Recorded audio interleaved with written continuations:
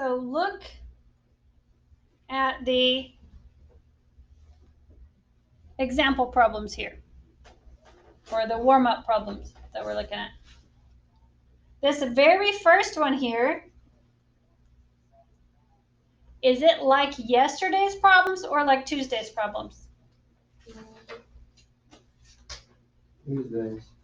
It's like Tuesday's problem, right? So this is multiplication. So what am I going to do with the coefficients? Multiply. So 3 times 3 is 9. And what am I going to do with the exponents? Going to add them. So x to the 7th. And what's my y going to be? Why is it 8? There's that little 1, right? There's the extra y right there. So don't forget, you still have to include it. Okay. Then we've got the second problems there. Is it like yesterday's or like the day before's? It's like yesterday's. It's got a combination, right? So if we're just looking at this part in the parentheses, it's like yesterday's. But when we look at the whole thing, then it's a combination. Okay, so the first thing, order of operations, we've got to simplify what's in the parentheses first to get rid of them. So how do I do that with this power of 4? Multiply what? The 4 and the little 4. So do I multiply 4 times 4? No. Or do I do 4 to the power of 4? 4 to the power of 4. Okay, so 4 to the power of 4. And so what does 4 to the power of 4 equal?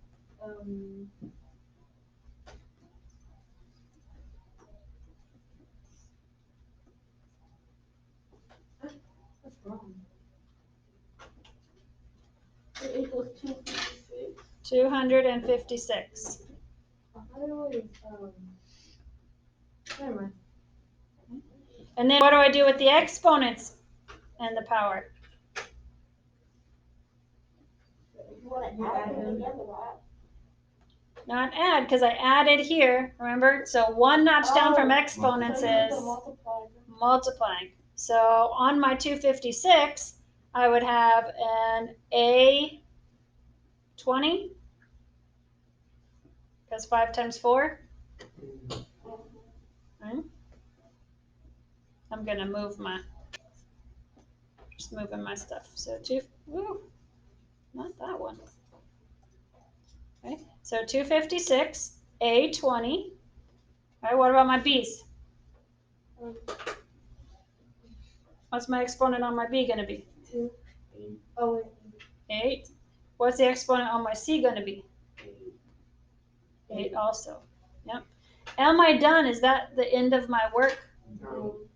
No. I still have to multiply that whole thing by the 2A. Oh, and then it's 5. So then it's 512.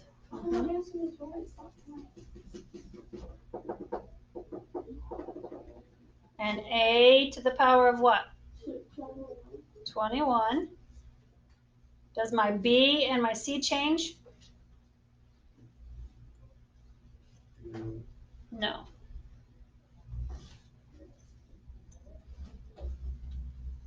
So now look at this last one of the warm-up problems. Is it like yesterday's or is it like Tuesday's? Yesterday. Yeah, like yesterday.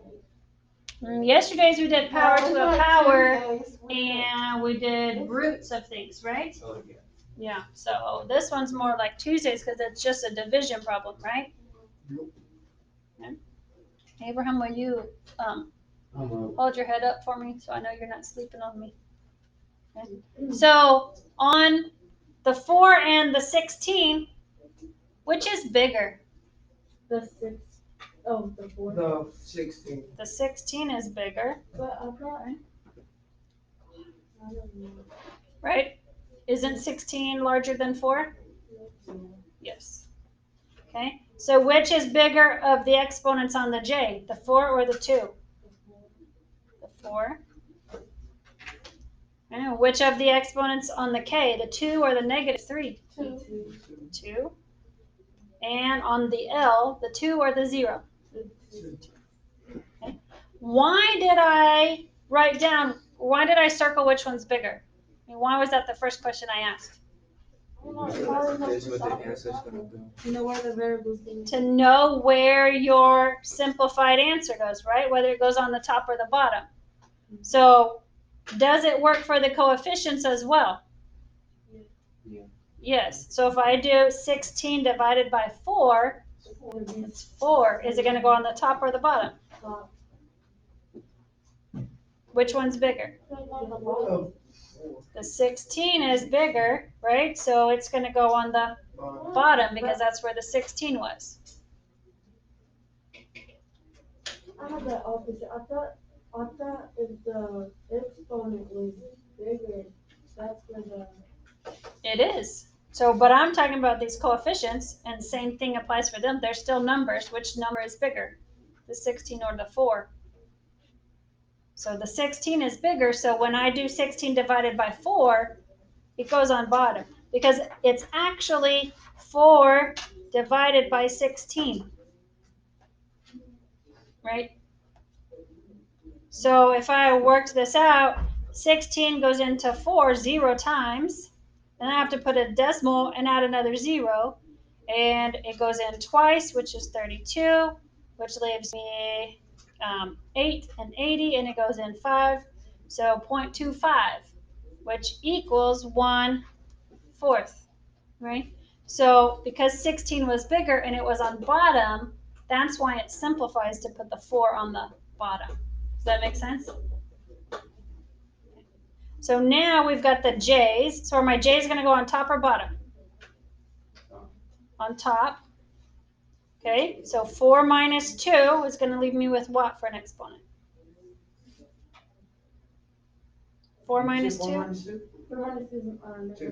4 minus 2 is 2, right? Okay. And then where's my k going to go? Is my k going to go on the top or the bottom? The bottom.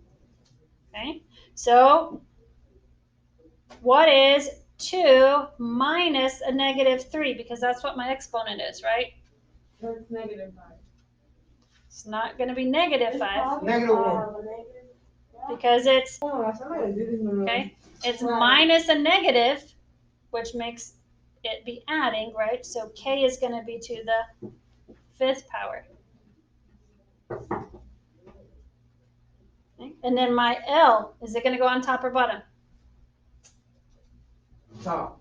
On the top. Okay. 2 minus 0 is? 2 minus 0 is 2. Okay. So there we go. That's our simplified. That's our simplified answer. Okay. Not as hard as you were thinking maybe when you first looked at it. Maybe it was as hard as you thought it would be. Hopefully they're going to get easier as you do more of them. Now, go to yesterday's problems, okay? The yesterday ones that you had to try to simplify that we ran out of class time at the end of class on maybe to do. Okay, should be not the very back page, but the inside page there. Did we get these done yesterday in class? 2 of my classes did it, 2 of them didn't, and I couldn't remember which 2. Yeah, we did them. Yeah, we did it. Did we get to check your work? We did. Okay. So what did we get for the answer here? We got 64c to the power of 10. Okay.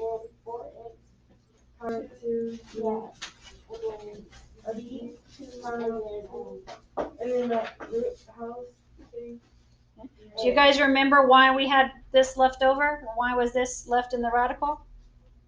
No. What did we have to do to our powers here? Oh. You gotta multiply. Okay, we're dividing Okay. And does 5 divide evenly by 2? No. No. So we were able to have 2, but we had a remainder of 1 left, and whatever is the remainder has to stay underneath the radical. It doesn't get to come out. Right?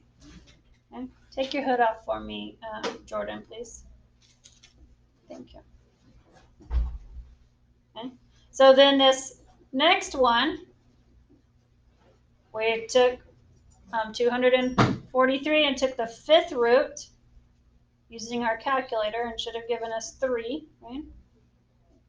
And then what did we have with our b's? BC and the BC, yeah, took out 2 and then, Why do I keep on saying the root? yeah, and then B2, well, we took out 2. And then b to the power of 2 in here. Okay. Now, I was noticing on some of the papers earlier that this 5th root here was not getting put in this, it was getting put outside. Okay, this means this number times the square root of whatever's in there. So make sure that you're writing your root, okay, inside, okay, this little valley there of your symbol. Okay, make sure it goes here because that's where that the root needs to be, not out front. And then in this last one, 15 to the 3rd power was 3,375, right? And what was my powers on H? 27. 27, and on my K? 3. That's what I had. I'm just not gonna say anything. 7 times 3? No, I appreciate you participating, Yvonne. So now, look at the very back page. Did anybody, I know LaParis was working on it yesterday before you left, did anybody have an explanation of yes, why, or why not on here before we go over it to get the treat that you were promised?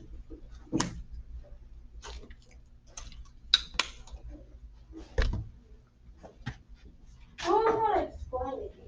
Okay. Like, Well, what I did was you talking think? about it yesterday, but I Mhm. don't know how to explain it. So let me see what you have on your paper there. Well, let's see. If I didn't, I was talking, I don't. the properties that we were doing yesterday, right? So what did we do with this exponent to get our simplified radical? Because if we did what we did yesterday, Yeah. right, there's that invisible 2 right there because it's a square root, and we would take the 3 and divide it by 2, and how many times does 2 go into 3? 1. Once. And then you would So we'd have 1x, and then we'd have a remainder of what? 1. 1x left underneath the radical. Okay? Is that not the process that's happening here? Yes. It's just, them. It is, right? So this right here is called simplified radical form. Okay? And this is called rational exponent form. Okay? So if you're asked to rewrite in a radical, a square root or a cubed root or whatever, as a rational exponent, it's just asking you to write the fraction that you would use. So right here, for this one, if you look at it by grouping everything that's underneath the radical there and raising it to a power of 1, because does raising anything to the power of 1 change it? Not really, right? So by putting the power of 1 there, I'm not changing the value of anything in there, but it would allow me to see it with this rational exponent being the same thing, because 1 divided by 3 is 1/3, and we have it grouped to this whole thing. Okay, so are these equivalent? Are those true? Yes. Yes, those are true. So in your own words now, you can write why or why not. You can use my notes up here, whatever. Write why or why not. Okay. And this is just an illustration of what's happening. Okay, so the base stays the same, but whatever the power is that's underneath the radical, okay, gets divided by the root. Okay, so this becomes the numerator and that becomes the denominator to look like the fraction there. You don't have to write this down. We're going to have a handout later that'll have that on it. Okay.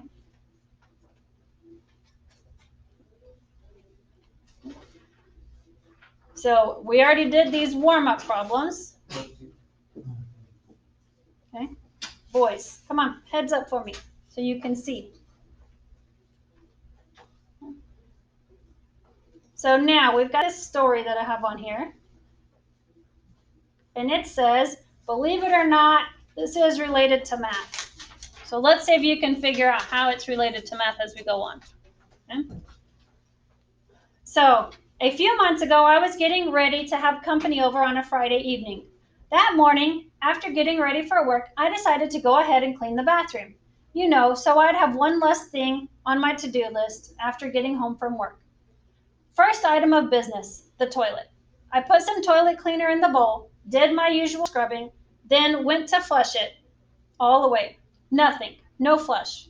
So I opened the lid of the tank and found that the chain had broken off what I now know to be called the bobber. At least that's what the repairman called it. I said a quick prayer of thanks that it was only toilet cleaner in the bowl, called my landlord, then finished cleaning the bathroom. So the question I'm posing to you guys is, was it reasonable to continue to clean the bathroom with the toilet broken? Or should I have waited until I knew whether or not the toilet could have been fixed? So I'm going to give you 15 seconds to write something down there to answer what you think.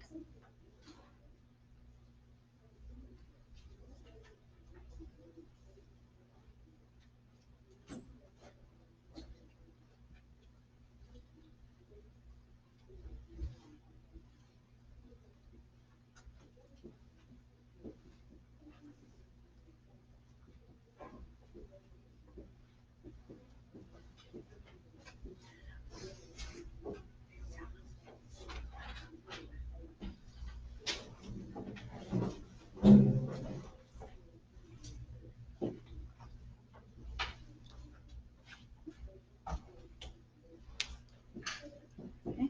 Now I want you to answer that next question. When something doesn't work out perfectly, why do we go ahead and make the best of it?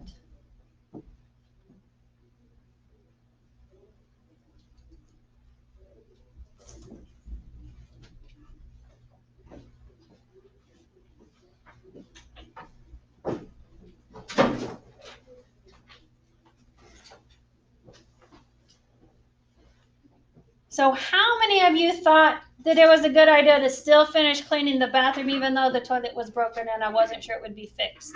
Raise your hand. I did. Okay. How many of you thought I should have waited to see if it could be fixed before worrying about finishing the bathroom? Okay. So, and I got some that didn't weigh in, don't have an opinion. So the consensus has typically been most of the day that the girls thought it was a good idea to finish cleaning it, and the boys were like, no, it might have been a waste of time, so I wouldn't have bothered till I knew it was fixed. So, yeah. So still having company over, right? So, is there a way, even if I didn't fix the toilet or the toilet couldn't have been fixed, could I have still made the best of it out of the situation? Mm-hmm. Okay. So next question, there at the very bottom. Suppose I asked you to, without a calculator, so you're making the best of your situation, so without a calculator, find the square root of the following numbers. Could you do it without estimating or rounding? 18.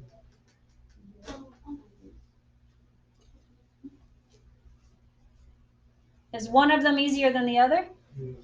Which one's the easiest? 36. 36, why? 18. That's a lower number. It's a lower number, but what's the square root? Do you automatically know what times itself equals 36? That's 6. 6, right? So you know that one. Is 98 a perfect square? Yeah. Pretty sure 14. No, it goes to 9, right? No. Because what's 9 times 9? 81. What's 10 times 10? Oh, there we go. So that falls somewhere in between, right? It's not Would it gonna be a round off decimal or either. something? It would be, but we don't want to estimate or round. We want the exact one. So look at the top of the next page.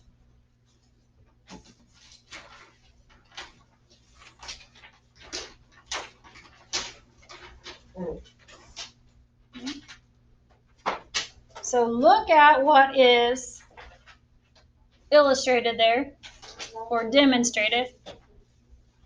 Okay. Look at it there, and then look at that question underneath that says, where did the new numbers and the radicals come from?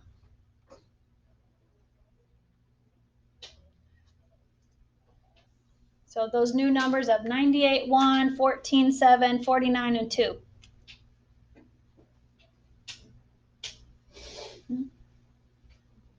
Well, aren't those the numbers that go into 98 or go into? They are. So 98 times 1 still equals 98, right?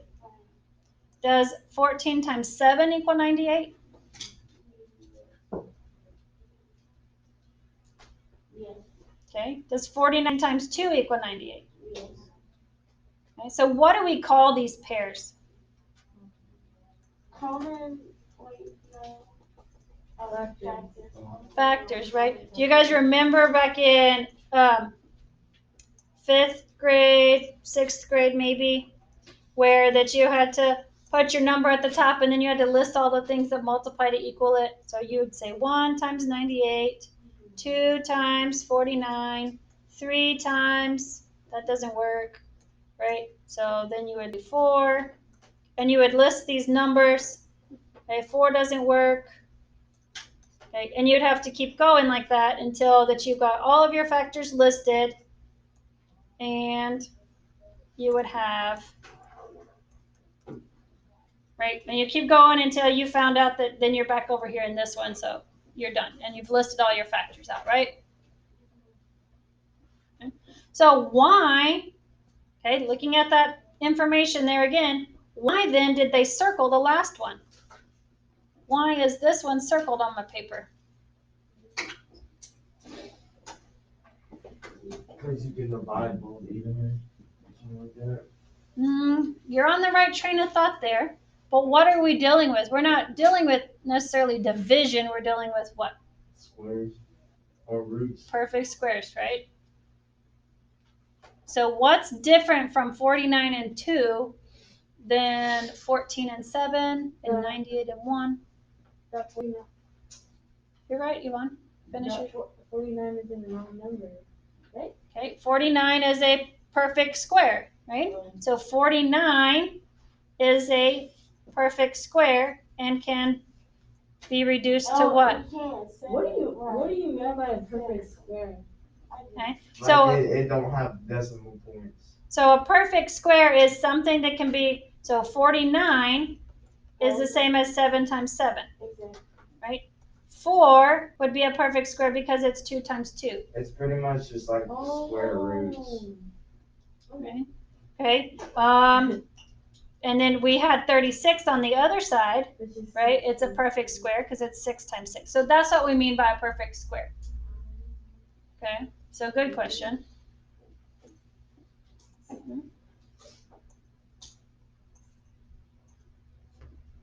So why was there, so why did the 7 get brought outside, out front here? Because Cause it divides. Cause it goes into 49 Because it's perfect the square. square root of 49 is what we would call it, right? So because 7 is the square root of 49. So the square root of 49 can be simplified because we can do that operation and it's simplified to 7. So it gets to come out of the radical. Why did the 2 stay underneath?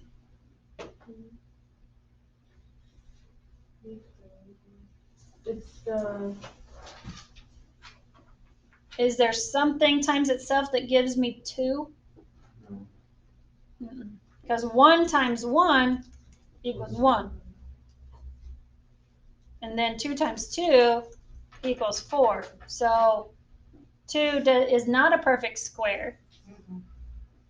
So it has to stay underneath the radical because it can't be simplified. That is the most simplified version.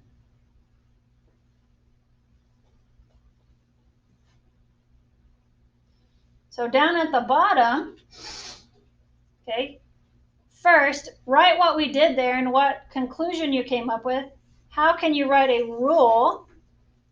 How can you write a rule for what we just did right there when you're dealing with simplifying radicals?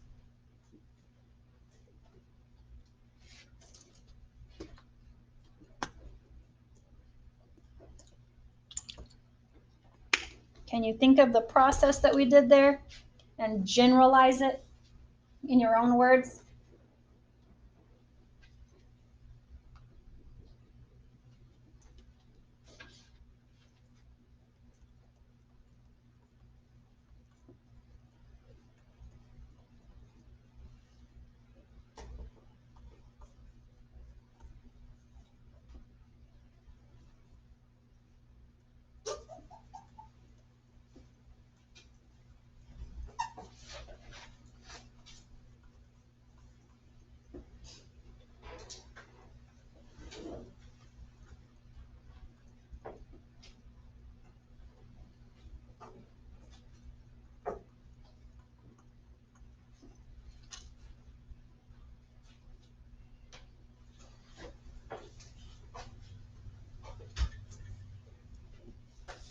Oh. So something like what I have written here could have been done in your own words, right? So one way to phrase it is like I have it down here. Yours does not have to be as wordy, okay? But this is how you could have phrased it. When the number under the radical is not a perfect square, then you have to try to find a factor of that number that is a perfect square. You may not always be able to fix the whole number, but you can fix part of it.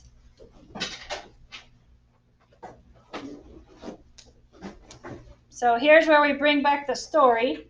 Just because the toilet's broken doesn't mean you shouldn't clean the bathroom. That's bad hygiene. That's nasty. I was encouraged. Right, I'm still on these bathroom. I don't want nobody walking up in there being like, "Ooh, you nasty." That's embarrassing. Agreed. Honestly, that's the thing. You bring somebody to your house and it's one bit messy. They're gonna say something. Oh, y'all house messy. I don't want to go. Okay. So now back to our question here. So now I'm asking you to look at 108. Okay. And we're going to simplify that. So what's the first step going to be? What should the first step be? Find the factor, right? Finding the factors. So listing the factors, finding the factors.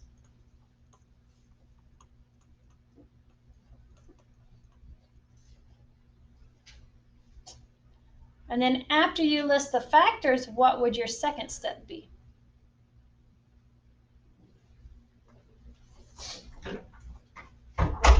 Or wouldn't you be trying to see if whatever, when you list your factors, like, if they're a perfect square? Exactly. So Then you want to find a perfect square in those factors, right? Or in the list. Like I said, this class goes by way too fast. This is like just shows constant. Cause look, the two longest periods are second and eighth. Hey God, you feel No, like they are. They're both 52 minutes. bro, I'm gonna be like, we was like keep going, but we was like, we don't want to. So now on the next page, let's actually simplify it. So what are my factors of 108? Nine. Or yeah, Yeah, 9 times. 1 times 12. 108. Times 12. 9 times 12. It's or 9 times 12. Yeah, That's what you said. Okay. 9 times 12. I believe. Yes, it's 9 Okay, times 12. yeah. That's what I know. So what about 2? Does 2 go into it? Oh Yes. wait, no, 3 does. 3 does. 3 Well, does. no, 3 does. 4 times 2. Wait, oh yeah. Cause 50. No. Well, Yeah, I mean- 54. 54. Okay, so 54 for 2. Oh, no, it doesn't. And then Um, 3 does it? No, I don't think it goes. Well, you tell. how you gonna check? 108 Oh, divided you by. divided, yeah. Uh-oh. Is it a decimal? If it's decimal, It's don't. 36. It's 36. Okay, so what about 4? Does it divide by 4? Yeah, it would be what? 27. 20, yeah, 20. And does it divide by 5? No. No. 6? 18. Wow. Okay, then we got 9, no 10, and we're back to 11 and 12, right? So there's all of our factors. So look for the biggest number. Since I've listed my larger numbers over here on this side, Oh, wait, no, we already have a perfect square. 108 is 54 because that's my next perfect. Is 54? Yeah. 54 is a perfect square? No, because you have to times them together, right? So, like, it would be 4 and 27. Mm. No. Well, you're looking for the biggest one. Yeah, which would be what? The 2 and 54, right? Wait. 54 is not a perfect square, and neither is 2. Okay, so Oh, it's well, 4. would it be 6 and 18? Wait, y'all wait. Neither 6 or 18 are perfect I'm squares. telling you, it's 4 and 27. 4 is your biggest Oh, perfect wait, square. never mind. It's 9 and It's 12. 36. Or 3 and 36, yeah, because they. Oh, I no. had to think about it. So this is why I was starting from my biggest number and working down to my. So I could, the very first, if you start with your big number, then you can eliminate until you come up with your biggest one, your first one that's the perfect square if you start with your biggest number. Okay, so what's the square root of 36? 6. And what do I have left in my radical? 3. 3.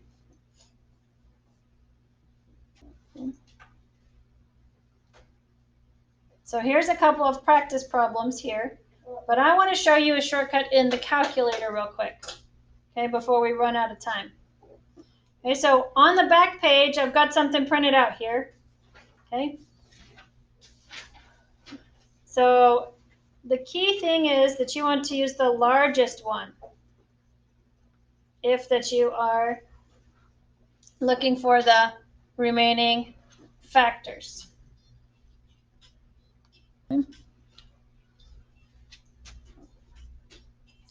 There's no perfect squares.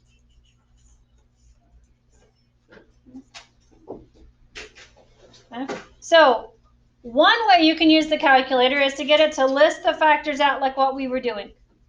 Okay, to do that, you would take whatever's underneath the radical and divide it by 8 or divide it by x on the graph, and then use your table, the Control T, and get your table. And then you can see all your factors here because they would be whole numbers. Okay. And as you're going down, the very first one that you come to, that's a perfect square. That would be your largest perfect square. However, I prefer this other method. So in your calculator, type the word factor. Just type the word factor and the number 80.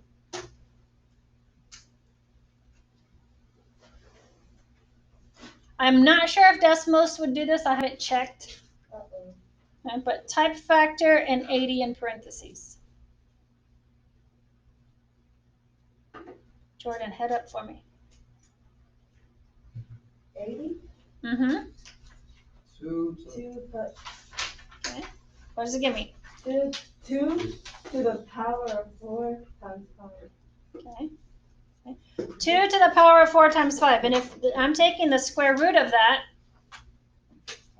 what do I know that I need to do to my powers to simplify them?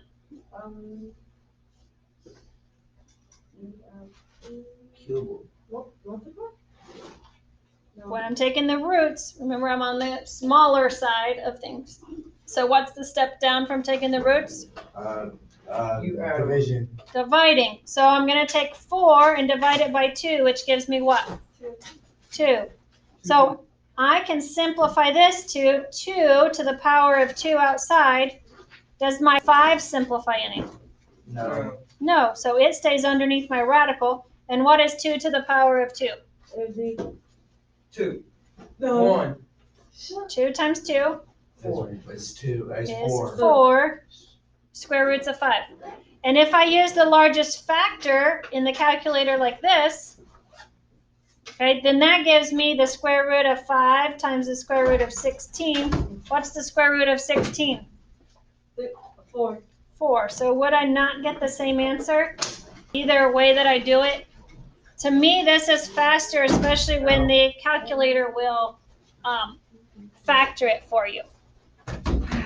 But you can use either method, do those practice problems, and yes, there are get more math problems to do as well. Okay, I'll do it. Here, 1 minute. Did you say please? As you should, What? bro.